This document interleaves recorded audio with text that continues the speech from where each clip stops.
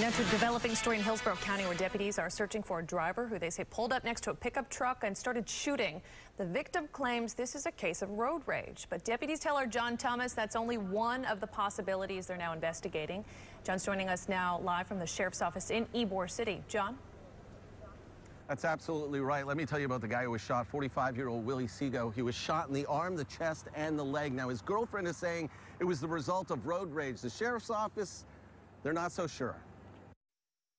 All of a sudden it happened and then it was gone. Kristen Craig didn't want to go on camera, but she told us everything she says happened yesterday at around 6 o'clock at night at this intersection at 301 and Causeway in Hillsborough County. Sounded like a BB gun. The BB gun sound was from a small gun, and the shots were fired at her boyfriend, who was sitting in the passenger seat of the Ford, as they were stopped at this light. Turned and looked at Willie. Blood was squirting from his arm and somebody was jumping in an SUV. The gunman, Kristen says, a Hispanic male in a newer model white SUV, sped off south on 301. And Willie? There was a towel up on the dashboard and he grabbed that. And that's when I called 911. So why did it happen?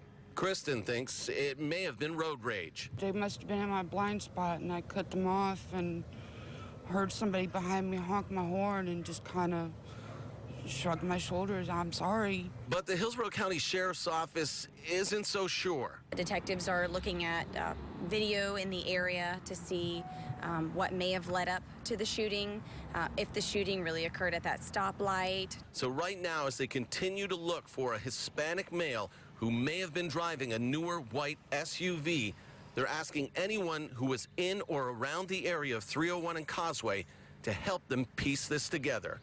So if anyone saw anything leading up to that point where they may have been before that stoplight, that could really help us get a better understanding of what happened yesterday.